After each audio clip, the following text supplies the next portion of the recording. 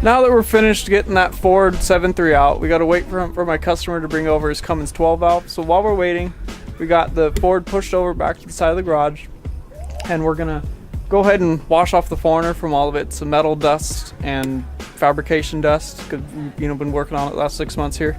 So we're gonna get that all cleaned up, and then we're gonna clean up the bay a little bit, and then we're gonna put it back in, and we're gonna move on to some more stuff on the June 4Runner.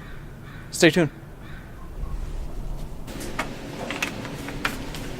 Brandon's getting out our Chemical Guys citrus washing gloss here, giving it a really good shake in all of its components in it. It's really good. It lifts the dirt off the paint without really you having to scrub, so we really like it for our 4-wheel drives. And since we got to get that metal dust off there, we're going to put this in our little foam blaster with the garden hose. Our foam cannon's broken because our pressure washer's down right now. We need a new pump for it. So we're going to get the 4Runner washed up real quick.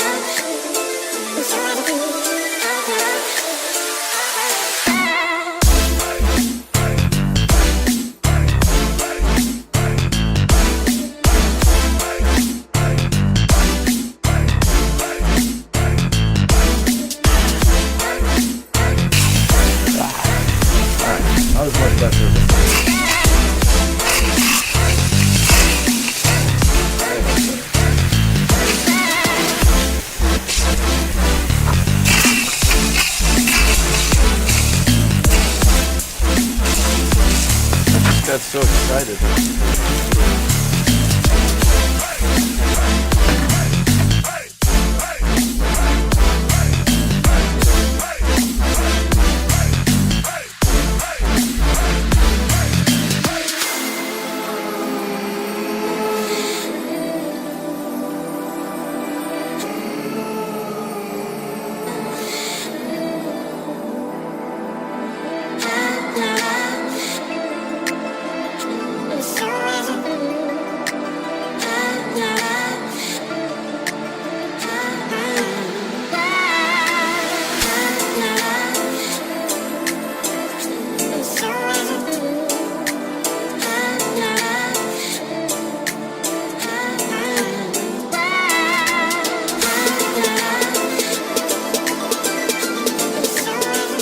Okay guys, so the next thing we're going to do on the 4Runner here, then we're getting that much closer to getting it drivable, we need to move the fuel lines. They're kind of between the Cobra Tower and the engine, and they're just kind of jammed in there because there's not really room at the Cobra Tower, so we're going to have to rework the front of the fuel lines where they connect to the motor.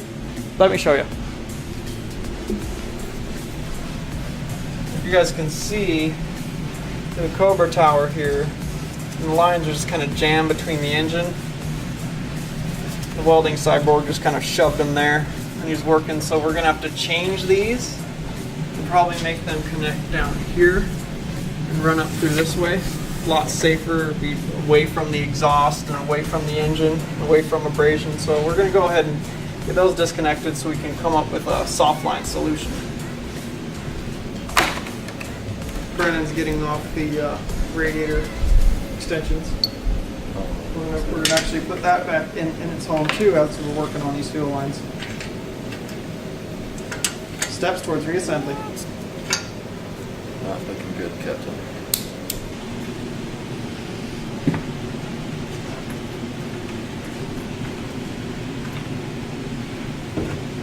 The radiator back in its home here.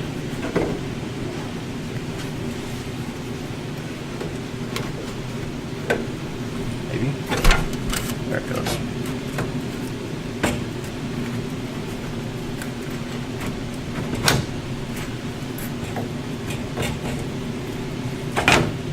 See that slotted hole is it? There you go. Oh, almost. Next one down, right? Nope. Up. That was that one? Yeah, no. This side's almost in, just it's sitting on it.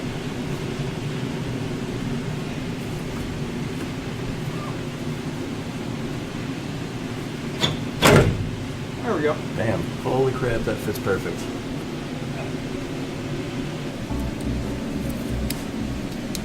Well, let's do this the smart way. Let's thread them all in by hand.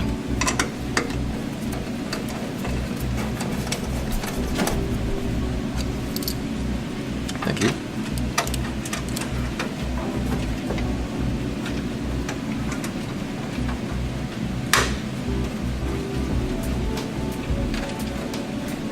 I can't believe the power steering box clears it perfectly.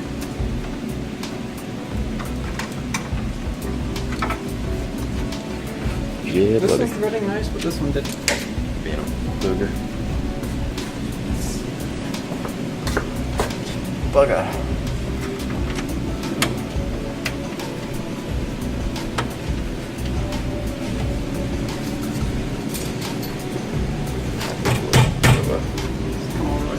So, we're back here, and back to me. I am about to throw that line on right there. This is the high pressure line for the power steering. And it needs to get an eye tied down along there, as you can see, that way it's out of the fan. And so it looks nice and pretty and all that good stuff. So that's what I'm doing right now. We got the radiator on. Pretty sure Scott already pointed that out. And it fits perfectly. I'm gonna see if I can zoom in without getting you seasick. Look at that.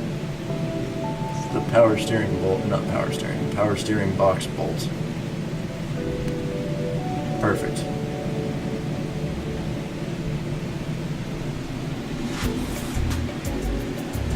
Played musical cars again today, and with the 15-inch wide tires on this and the steering not connected, it is so hard to turn the wheels. Alan was on one side and he's huge, and I was on the other side, and we could barely get these things to turn by kicking on them, shoving on them, prying on them, all that good stuff. The only thing I had success with was jacking the truck up, turning the wheels, and then setting it back down. I moved it out and then moved it back in after we got it in so we could wash all the metal dust off it so everything doesn't rust and rust onto the paint. And oh my god, I am freaking tired. Yeah, that's all.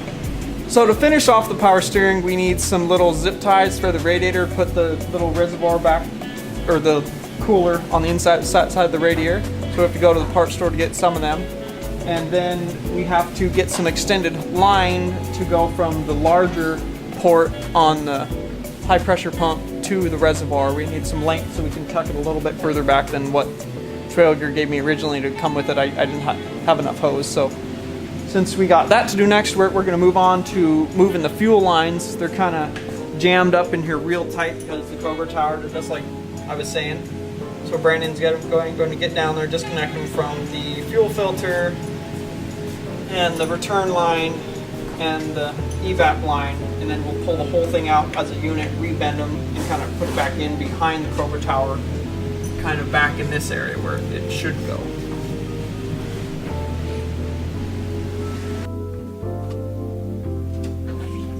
It's not ideal, but this is how it's happening. Maybe. I said this is how it's happening. Okay, it's not how it's happening.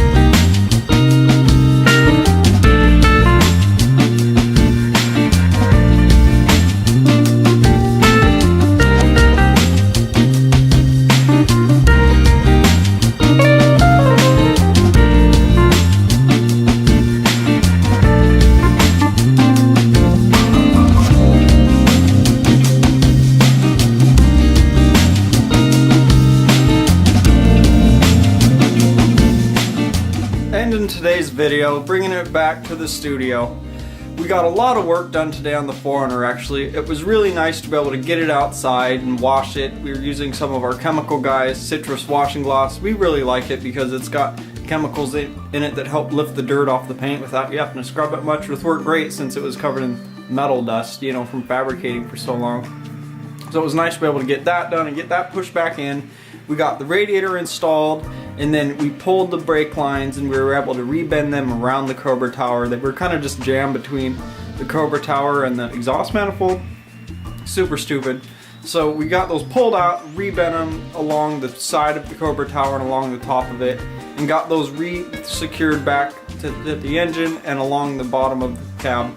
So we got that done, and now we can move on to bigger and better things on the 4Runner. Thanks for watching, guys. Thanks for being here every day. Thanks for your support. Like and subscribe to the new people. Smash that like button.